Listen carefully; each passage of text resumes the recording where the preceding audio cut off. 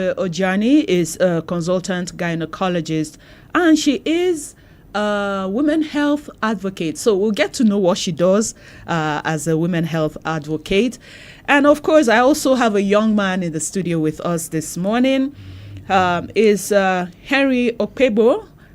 Did I get it right? Yes, you did. I did. Okay, yeah, okay. So Henry Okpebho is a monitoring and evaluation volunteer with Pink Ribbon Foundation. So he would tell us today what they do as a foundation, while Dr. Jane will look at the angle of breast cancer and all that concerns breast cancer. Good morning, my able guest in that studio. Good morning. Thank you for having us. I am Inga Samuel. I'll take you through the conversation. Remember that we're streaming live on Facebook as well as YouTube. You can just go straight to those places and you will see us on PRTV, Plateau Radio Television Corporation Official, and you will see us live. And of course, you can also go to YouTube where we would also be live this morning. At 9:30, you will have the opportunity to also be part of the conversation, to ask your questions. And by the way, I expect that more women will call today. Oftentimes they don't call. It's the men that always call on their behalf. And I'm not saying they don't listen. They listen, but they don't call us to ask questions. So today, I pray that we have more women calling us on the program today. Okay, so we begin by once again knowing what breast cancer is. How does one identify breast cancer, and who is mostly affected by breast cancer? Let me talk to Dr. Jane this morning. All right, so thank you very much. So breast cancer is, well, I say the most common cancer that affects women the world over. And breast cancer just says, like what we say, cancers are when the cells, so cells now are the smallest units of any part of the body. When the cell starts to grow uncontrollably, so nature has a way of controlling growth and all. So when the cells start to grow uncontrollably, that is just that's the basis of cancer.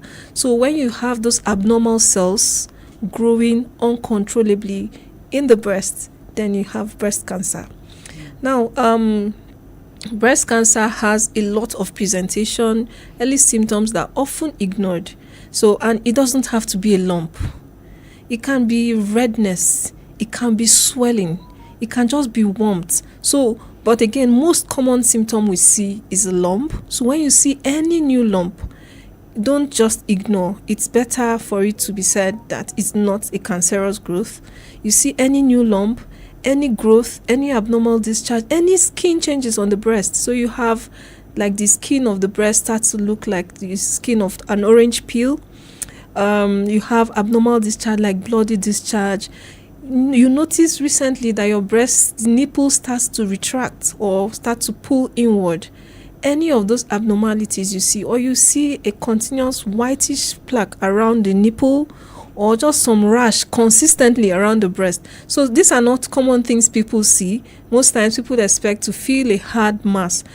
But all these things are pointers, or you keep having this persistent breast pain. Yes, cancers are not painful, but when you have this persistent breast pain, it's okay to seek medical help and ask what this is. So those are the common things you can see with breast cancers.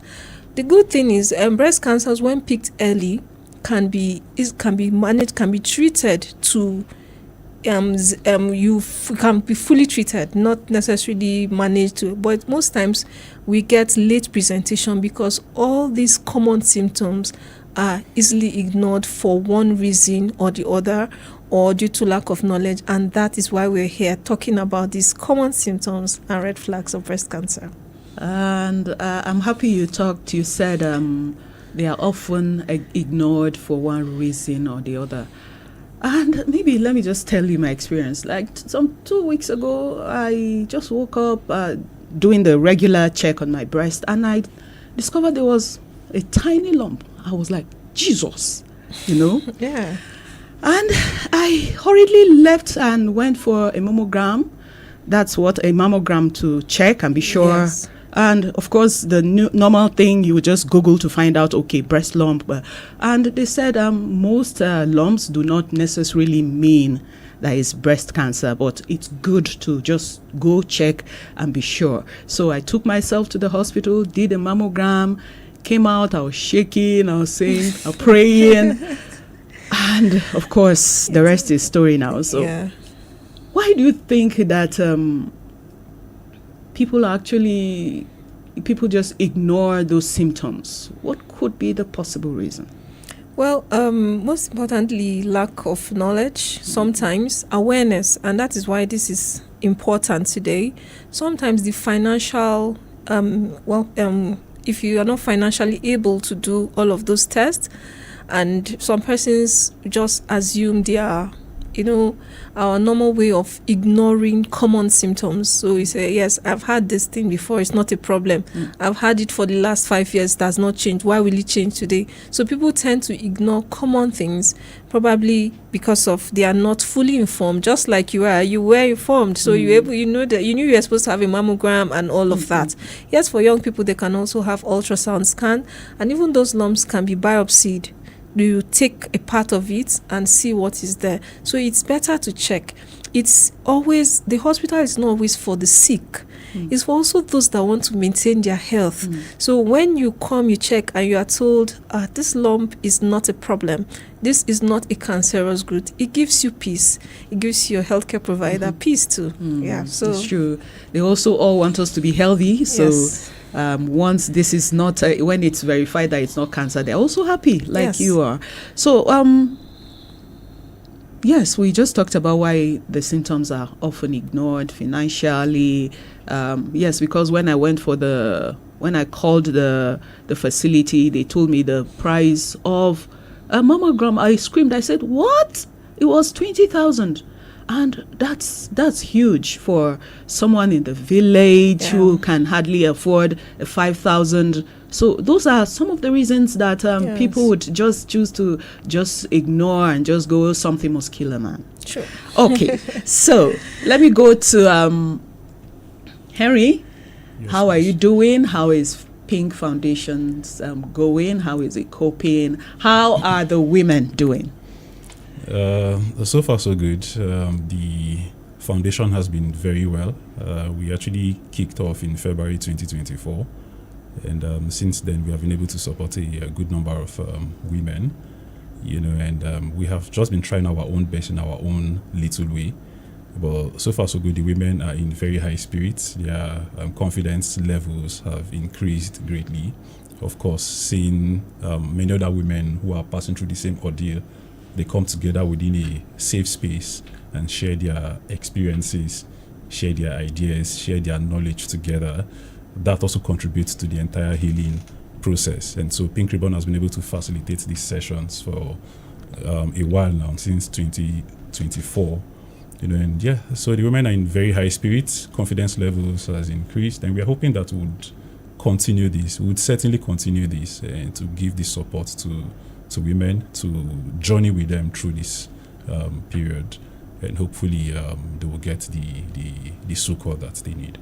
And I'm glad you said they have their confidence back after the discovery of being positive to cancer. So what do you do in Pink Foundations to bring their confidence back as an organization?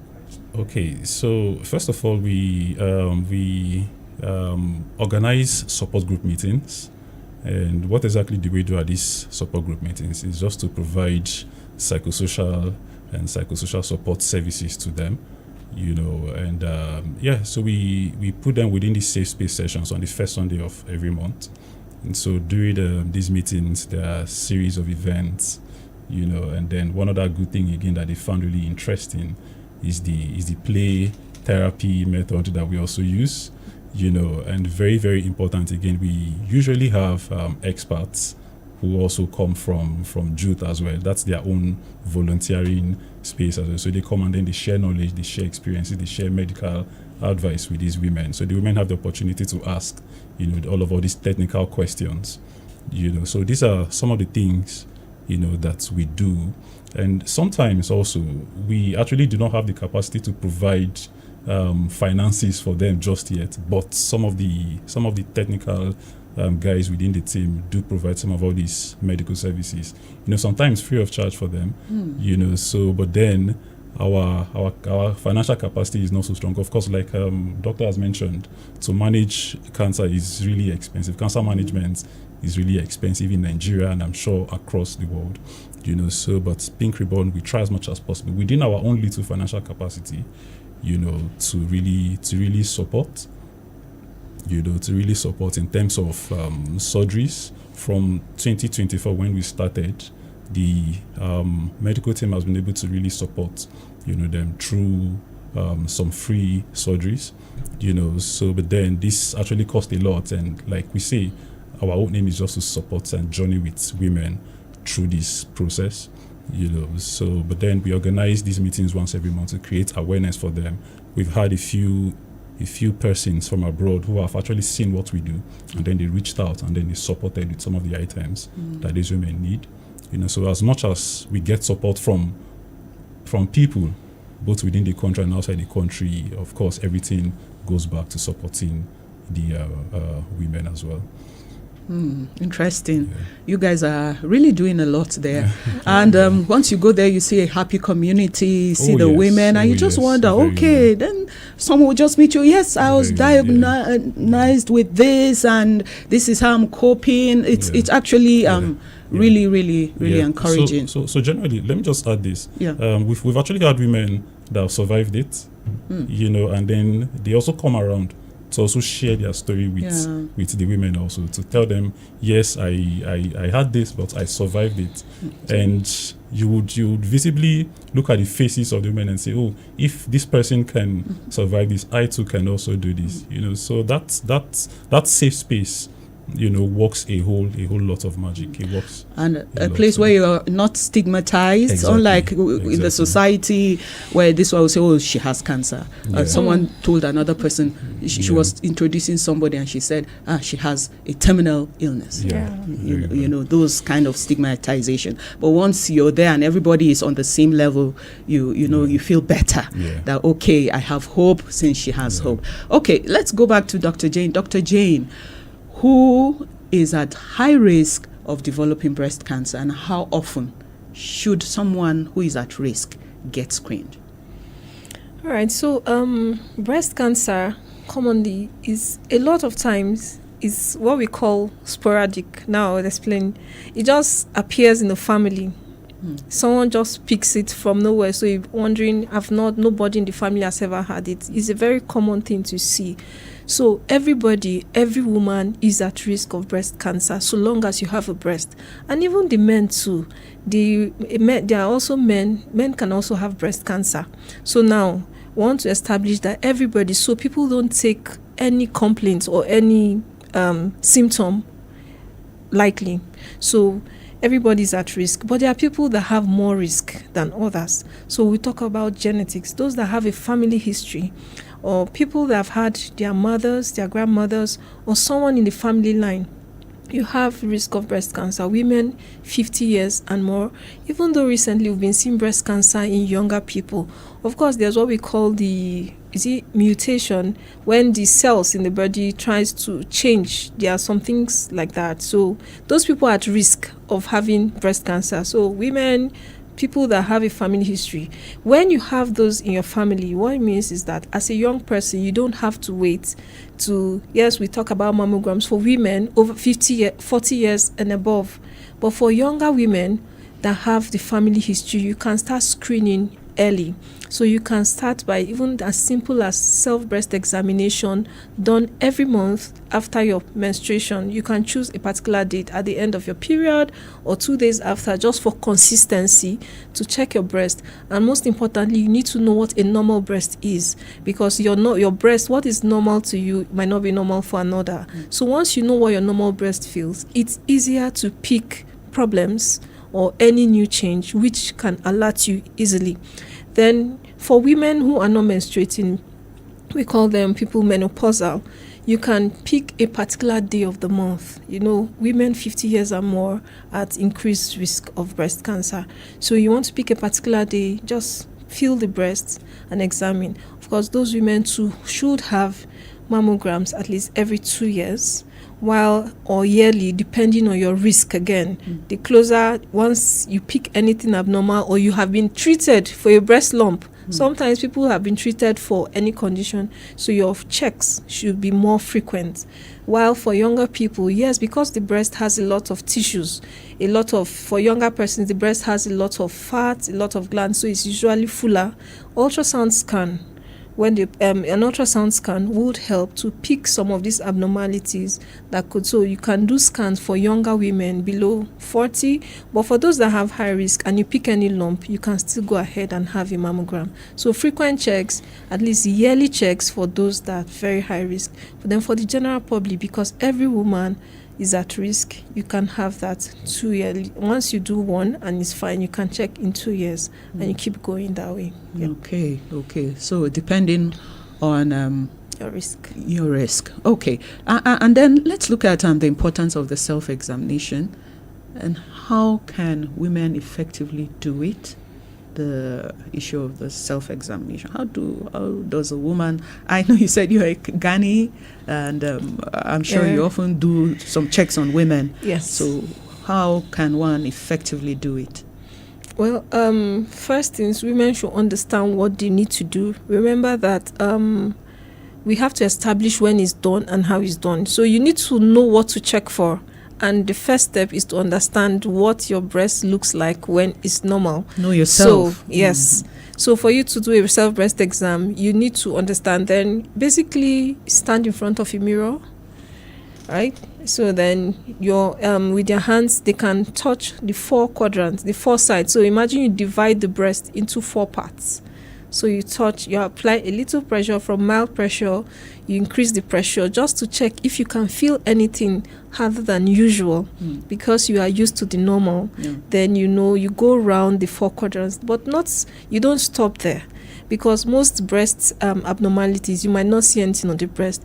You just go to the armpits, or what we call axilla in medicine, and that is where you see a very big node or a lymph node or a swelling. So you don't end there. You also put your hands underneath your arm and check for any abnormal growth during that check. So I'd established that you do that maybe once every month, shortly after your period, for consistency, because during the periods there's this fullness and hardness that a lot of women feel, so that might make it difficult for them to pick. But at the end of their period, 2-3 days, they can have it done every month.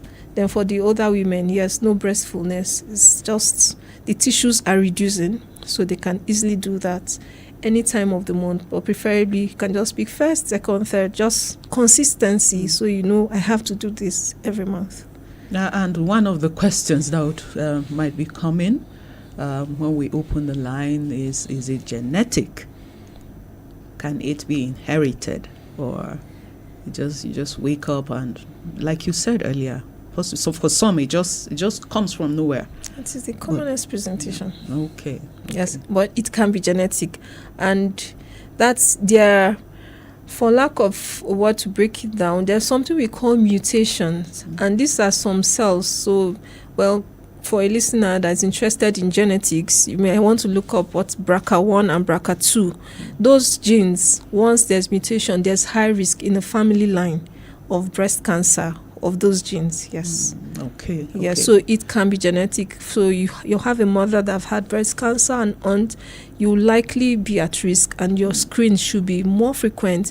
Your mental alertness to changes to the breast should be higher compared to someone who has no risk, but of course, again, still at risk. How about what we eat? Can it also be part of this story? Well, our diets might not play so much role in breasts. Most times it's genetic and sporadic, but I might not have a lot of information about diets. I haven't done a lot of research on that, so I might not say no, but again, yes, it might be. Yes, we talk about refined foods and fats and all of that, which is responsible for these cancers we have. But yes, so because of changes in our diets, there are a lot of things that I've been reporting lately that are cancer-causing agents. But, direct causal relationships, I might not give you exact, but we can say, okay, these foods, they are carcinogenic, the risk for causing cancers, they are high, but direct relationship might have not been established for me to comfortably say, this is a cancer-related diet, this can cause cancer, that can cause cancer. Yeah. Okay. Back to you, Henry. I know you've had a lot of stories told by the women at Pink Ribbon Foundation, and maybe during your conversations with them, what could be the most complained by the women? What are those challenges they seem to face as their experiences? Yeah, so one very key challenge, like we've already established here, is that cancer management is expensive, and of course one very huge challenge that most of them speak of, and of course we would certainly understand with them, is finances. To really manage this breast cancer across the hospitals is quite costly. So finance is one very, very huge change, is one very huge issue. And then again, a few of them have also complained, support from their partners. So I would say the biggest challenge, or the biggest elephant in the room that's been a very big issue is finances to really manage breast cancer, and some of them that we have even interfaced with are, let me say, middle class earners and even low class earners, even at rural communities and the likes. And so you would wonder that a woman that earns so little, is diagnosed with breast cancer, how exactly will she be able to have all the finances to manage all these things, to go through the processes at the hospitals, So that's one very huge challenge that we have seen so far. And of course, how about family support? Yes. So that is also an issue, But within our session so far, we have actually seen just a very few men follow their own partners to those sessions, and we have been greatly inspired by those men who have accompanied their partners to those sessions to really come and see what their partners are really coming to Pink Ribbon Cancer Foundation to even come and do. And so you would have discussion, and they will tell you that no, that this is my partner. That for the fact that she has breast cancer does not mean that it is actually the end of the world, for her. And so they will tell you that no, that yes, that they know that they are supposed to be there for her, that their breast, that my partner's breast cancer is also my own breast cancer, and so I must journey with her. And so we would just want to use this opportunity to really encourage more men, that you need to be there for your partner at every step. Like your tremendous support, your level of support, is always there with her, and it determines to a very large extent, the amount of healing she gets. It contributes greatly to the healing process. So it's just good for more men to really come up and support their partners who are really going through all of all this. Okay. It's good that in fact, they deserve some. Yeah. To all the men who have been so supportive to the women. So what are the common treatment options for breast cancer, and how can patients access them? Dr. Jane, I know you talked about treatment and management. Yes. So we would want to know what are the common treatment for people diagnosed with cancer. So women, people diagnosed with breast cancer, they have all range of treatments that can be offered. They have a wide range of treatments that can be offered. So you can have surgery, where the breast surgery can be performed. You can also have what we call radiotherapy. Radiotherapy is a special form of X-rays that can be applied to the area that is affected. Then there's also chemotherapy. Chemotherapy are cancer medications, drugs that you can use. Of course, we also have what we call hormonal therapy. So these some of these cancers are sensitive to some hormones in our body. We know hormones are basically chemical units in our body that controls the body's functions. So some of these breasts are sensitive to some of these hormones, so they call them hormone sensitive breast cancer and all of that. So those things can also be used. Hormones can be used in treatment for these women. So depending on the stage where we find you, the option you get. So when you are picked early, you can be treated and declared breast cancer free. Just like he said, they've had women that come to address others. Then when the breast cancer is advanced, so, when it's advanced, by that time you might have had some form of spread, what we call invasive cancer. Then you can now, at this point, you manage some of those conditions. Sometimes they come with pain, spread to some other organs of the body. So you are doing what we call palliation, like you're managing the conditions the person have at the time.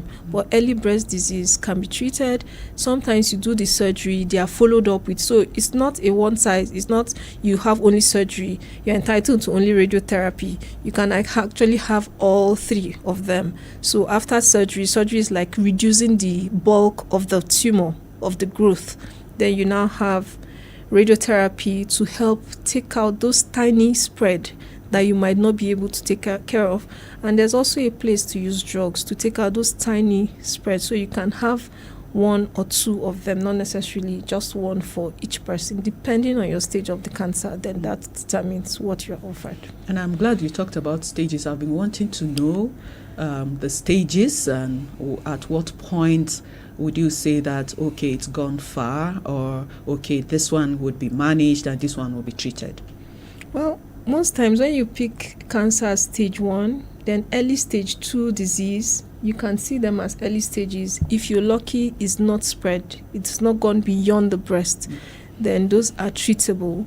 But once you have advanced breast CSD, higher numbers of the stage 2 cancers, then and 3 and 4 and above. So when you have all of those that have spread to structures surrounding them, you have those that spread to distant organs, even the brain and all of that. So those are advanced disease, but very early disease like stage 1 and very early stage 2. So you can have them A, B and all of that. So we don't have to break all of those. Yes. Okay, stage 1 is still at that particular yes. breast or area. Yes. Okay. All right. Thank you so much. We would now take a break so that you take your water and take a deep breath. Then when we return, the conversation will continue with our callers and listener listening to us and might want to know one or two issues or questions about pink ribbon, about breast cancer. All these will come after the break. Don't go away.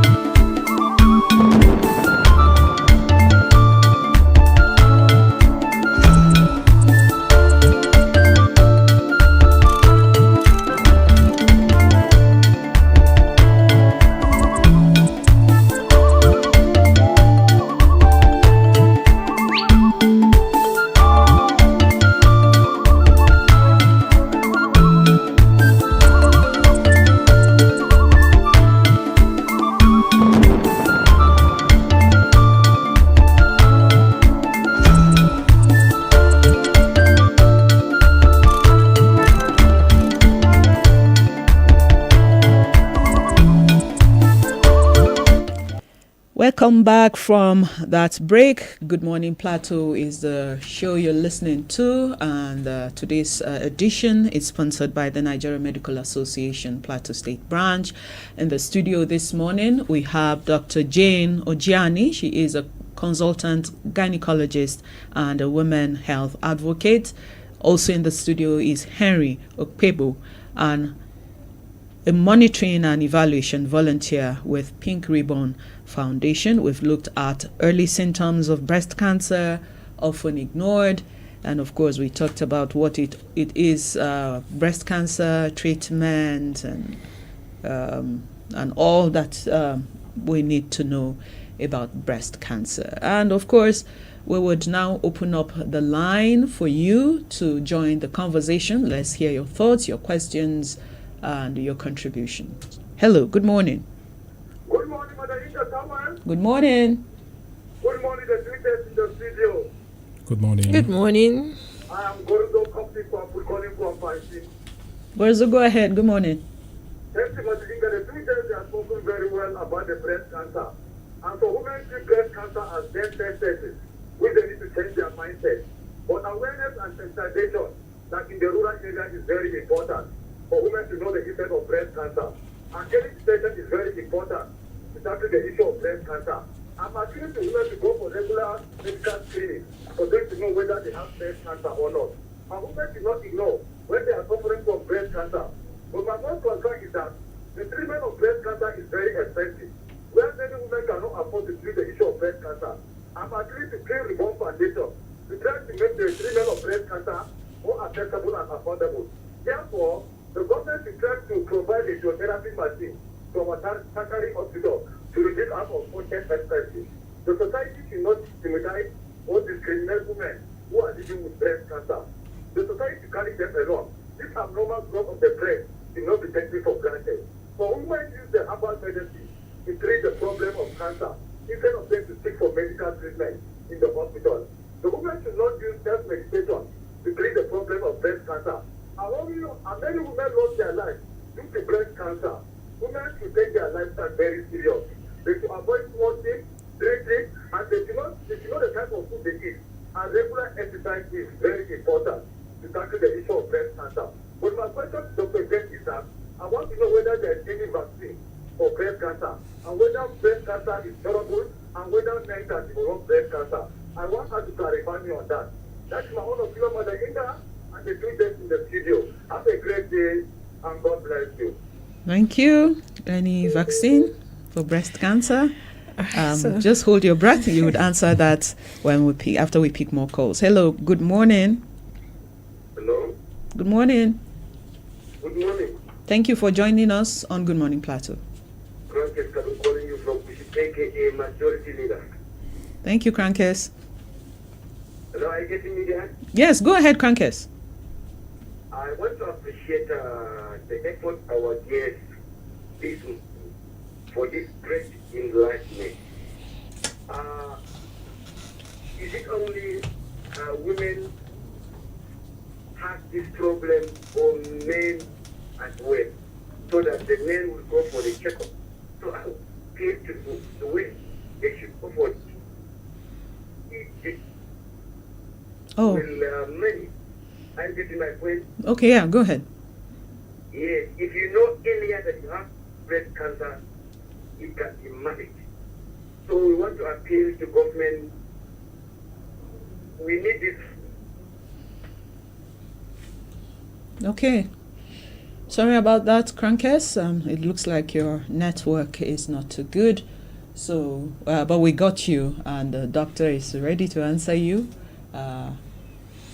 Hello. Good morning, Abu President. Good morning. And the guest in the city of Musa Kano calling you from Angoro. Go ahead, Musa. Thank you. You see, what we keep on talking about, the institution should be working. We will be thinking it's a joking matter. Every day we are increasing in population, and the little institutions we have are dying. Talk about the health sector. Just go and view the budget of 2025. How much was budgeted on health, and how many million was released. If these things keep on happening, do you want the health sector to keep on work to standards? Each and every one of us belongs to local government and community. Go and look at your rural health care. Where near you belong? How possible is it? Even the people taking care of near you, how have their welfare and their demands been made? We should call a spade a spade. Where is the NOA, National Orientation Agencies? We should take ourselves serious if we really want to build a nation. These nation has gone far, far, far beyond. Up to today, me and you were dying of malaria and I've been waiting for international donors to come and keep giving me and you mosquito there. Look, it's time we look ourselves in the front and tell ourselves the truth. The system is not working. Thank you, my sister. Thank you. And how would you want the system to work? Maybe you should have proffered some solutions as well. Thank you so much, Musa Aike. We appreciate your contribution to the program this morning. Hello, good morning. Good morning. Morning. Yes, my name is Isaac. It's a radio speaker from Northeast. Isaac, it's good hearing from you. Yes, thank you very much. First and foremost, I want to appreciate the guests. They have spoken very well. The program is very, very insightful this morning, talking about breast cancer. Just like one of the callers have alluded to, the issue of sensitization, I think is very, very key and very, very critical. Talking about breast cancer, we need more awareness in the rural communities. I have a question for the guests, or two questions rather. My first question is, can someone come down with breast cancer as a result of his or her eating habit? That is, in other words, are there some kind of food that we eat that can lead to breast cancer? That is question number one. Question number two, I don't know if one is tested positive with breast cancer, where do we go for treatment? Is it in the primary healthcare facility, secondary or tertiary? So I want to know. Thank you very much. Do have a nice day. Thank you. Thank you for those vital questions. We appreciate you this morning, Isaac. It's Good Morning Plateau, and the number for you to reach us is 0812 5886048. Hello, good morning. Good morning. How are you? I'm fine. Ambassador Caleb, go ahead. This issue of breast cancer is breast cancer education to these younger girls in secondary school and so that they will be able to know how to manage and take care of their breast and their body in order to prevent or take precaution of this breast cancer education or help them to improve. Then another question I would like to give question here is that how can you treat without between the modern way of treating cancer and the traditional way of treating cancer? Thank you very much. Okay, bridging the gap between the traditional way and okay, thank you so much for that. We would take one more call if there is, and then our guest will respond to all your questions. Hello, good morning. Hello. Hello. Good morning. Good morning. You are speaking to Mr. John and this is Mr. Really, this issue of breast cancer, the first time you mentioned that women are not calling for the that to understand, because they say where you keep your house, you know that place. So women are supposed to call, but even the new call, we are calling, we see people awareness, because all this is stopping there. First of all, even your mother, is your wife, is your daughter, all the parents always still depend, but all the parents, maybe you will even ever go on the treatment. So this awareness that you are giving and that we are listening to you, we are going to tell them what is going on. Even they are not calling, even they are not listening, we will tell them. But my question to you, there is many women, even some of them, they are inside villages. There is Fulani women, they are living inside village. How this awareness goes to them? Do you have anything that you are doing so that those people will even know how this cause of this sickness, so that they will understand and they will prepare themselves for having those sickness? So it's not only we that we are listening to you that we will know what is going on, but even then they have to know. So if you start off, it will bring problems to them. That's my concern. Thank you. Okay. Thank you, Tony, for calling. We appreciate you, and I'm sure we can get the responses from our guests this morning, after which we'll take more calls if there's still more time. Okay, let's start with you, Doctor. Most of them were asking questions. We're asking you all the questions this morning. Is there a vaccine for breast cancer? Okay, there's no vaccine at the moment for breast cancer. Okay. No So no vaccine. No vaccine at the moment. And I know Crankers asked him, is it only women that have breast cancer? I'm sure he got us late, so yes, I'm sure earlier you answered that, so you can go ahead and answer that. So men can also have breast cancer. Yes, even though the percentage is very low, but any new lump around the nipple for the men, it can also be a suspicious lump, especially for someone with a family history or the genetics, those mutations we talked about. So men too can have breast cancer. Okay. So men can also have breast cancer. Crankers, I hope you got that. And then the issue now is most of the callers talked about government coming in to make the burden light for survivors of breast cancer. Because of the cost, most people tend not to even go for treatment. So how can government come in this regard?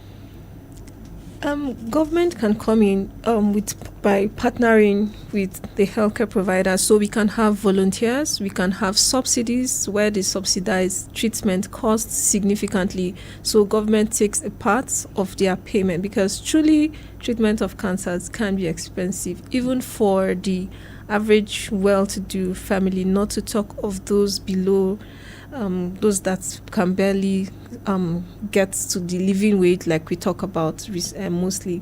So government, basically, where they come in is to subsidize.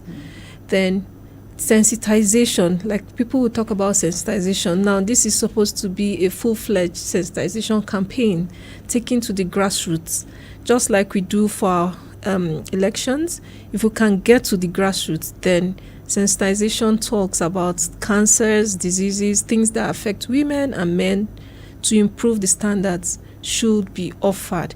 Yes, then in the communities, we can have people who are trained in the communities. So people can be spread across different communities just to stand as between the gap for people, to educate them. Like someone said, where do you go to when you have these cancers? Some persons actually don't know where to go to. They have this lump, they've seen it before, this problem on the breast, but they don't know where to go to. This is where our sensitization comes in. Then we have people who can make do with our community leaders. They can stand, because a lot of times people listen to their leaders, they listen to their pastors, they listen to their preachers. So if we can get them involved, this should be a community. Everyone is involved, because everyone has a sister, a brother, a man, a mother in the family that can have this breast cancer. So if we come together with the government subsidizing costs significantly, because when everyone comes together and you cannot afford, it becomes a problem. So if we can subsidize, then also I think sometimes you also have volunteers, like the Pink Ribbon Foundation are doing at the moment. You can also help take down this burden for surgeries and all of that for the women. Okay, so we now answer the question, Isaac's question, where he asked, where does one go to? In case you just discover a lump, where do you go to for treatment? So you go to a hospital, not a standard hospital. Yes, the treatment of cancer involves what we call a multidisciplinary team. So we need a surgeon, we need a radio-oncologist, you need an oncologic nurse, a cancer nurse. So you need a full team. So we need somewhere that you can have access to those things. So when you go to the hospital, yes, in a tertiary facility, you commonly get those things. But again, there are facilities that are established for cancer treatment. So everything you need will be there. So your best bet is to go to a hospital, because that is where you get the appropriate advice from a healthcare worker who would direct you appropriately. Because if we say go to this part of this hospital, you might not get to that point. But by the time you sit one-on-one with a doctor, a nurse who advises you on this is where you should go and how you should go about it, then that settles it. So a hospital is your best bet. Then you first go to the tertiary centers or established cancer hospitals. That is where you get the best form of care. Okay, so primary health care facilities, which they are then closest to the people, do they handle such issues as well? No, primary healthcare facilities will not be able to handle cancer treatment. The primary healthcare facilities are established to manage basic common ailments that afflict people in the community. Then they have people who are educated enough to pick some of these red flags and refer them appropriately. So they are not to manage, they should refer to the tertiary, to the secondary facilities and probably tertiary facilities. And the last one I think was from Anthony, how to reach those in the villages. How does this message get to the people in the far away villages? He is privileged to listen to the radio. So how can this message be, transmitted to people who are in the villages? With sensitization talk, so it has to be an effort. It has to be intentional by the government, the people, the community, and like Pink Ribbon is doing. They should not just sit within the state capital. This is time to extend your tentacles to the villages. So you have a point man of Pink Ribbon doing your advocacy there. Get the community leaders involved, the preachers, because they listen to these people often. So they are able to have gatherings, meetings where they are talking about these basic things, and that would help a whole lot. Okay. And maybe lastly now, before I go to Henry now, someone talked about traditional treatment. Is it advisable? No, traditional treatments will outrightly discourage it. It's not useful for breast cancer. It doesn't help. It only delays presentation, and at that time a little or nothing can be done for the women.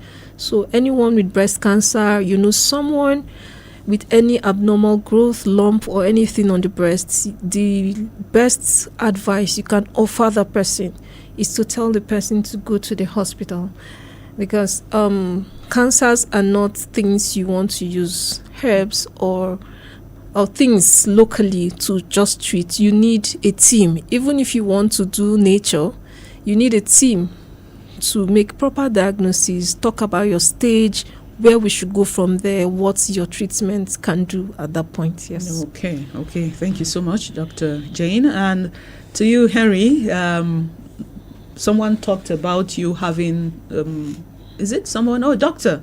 Jane talked about you maybe having some offices, and maybe, I know the last time we had the conversation with Pink Ribbon, they talked about planning on, even if it's having like zonal offices where they could have women like you do in the city center also gather. Is there anything like that already in the offing? Yes, so we have those plans. We have those plans, but then again, funding to really carry out those plans would always still be there. Since so far we actually do not have any major funding. Every single thing that we have done so far have been self-funded. Volunteers put their funds together, and then we also have a few persons who have given us support from abroad as well. But those plans are very much on ground. And one other key thing that we also do is that we usually encourage the women that we have for our support group sessions. They get a whole lot of awareness and sensitization on these things, and so they actually also serve as people who go within their immediate community, also sensitize other women. And so we've basically had instances of when some of them told us that yes, that within their own communities, even in Mangu, so that they've had some women with breast cancer who went to using traditional means, and then the situation got worse by the day. Yes, until she actually had to just intervene and encourage her to really stop that. But before the woman could really go to the hospital, it had gotten worse, and then she passed. So we have all those cases where the women who are already enrolled under the Pink Ribbon Cancer Foundation are serving as ambassadors, are really educating more women within their own communities. And so we have people who actually come from Mangu. We have people who come from Barikin Ladi. But then I very much understand with the callers who have also emphasized the need for sensitization across rural communities. Like what we're doing on air right now is a form of sensitization. But trust me, there are a whole lot of people who are in their farms, who are certainly not even listening to radio at this moment. Some of them are actually down there at their various markets. They're selling, and they will certainly not have time to listen to radio right now, So they actually just want to make money that they will use to feed themselves and their families to them. So they won't have time. And then, so people are actually coming down with breast cancer on a regular basis within all these areas, And so information would help a lot. So we really have a whole lot of plans, more or less like doing sensitization in local languages, in printing banners, IEC materials in local languages, so people can really read and understand these things. And so these are actually the various plans that we have, and we are really, really hopeful that we'll roll them out in no distant time as soon as we can. We pray that you get all the support that you need to reach out to these women. And okay, let's see if we can get one or two more calls, and then we round up. But if there's no call, doctor, any advice for the women? Yes, I have a whole lot. Yeah, so to the woman, to you listening, or the man listening, breast cancer is very common, and it's something that is global, and the incidence is increasing daily. So we don't even have to get the older women with breast cancer, but breast cancers can be picked early and treated. So if you have any risk factors, you've seen someone with breast cancer in your family, you should learn to do the self-breast exam every month, and also go for breast checks. Like we talked about mammograms, we talk about ultrasound scans. You should discuss with a standard or a certified healthcare professional. Don't rely on herbs, don't rely on local remedies, because they only delay your presentation. Yes, and your best bet is in the hospital, where you can get that. Cancers can be treated. You can be declared cancer-free when you present early. Yes, we talked about some diets. Yes, those are contributory to risk. We talk about fatty diet, which is on the rise. A lot of persons now do a lot of processed foods, then processed meats and all of that. Alcohol intake, excessive alcohol intake, and all of those puts you at risk. So if you have those risks, you can limit those things to reduce your risk for cancer. But cancer can present in any family at any time, and that is why this check, no one should take any abnormal appearance on the breast for granted. Everyone should be conscious about their health, their breast health, because early detection saves lives. Early detection saves life. And Henry, I know you said every first Sunday of the month, that's the meeting. So this Sunday is your meeting day, I guess? Yes. Okay. Yes. This Sunday is the 1st of March. Of March, yeah. Yes. And where? Do you have an idea where that would be? And what time is the meeting? So we are changing venue.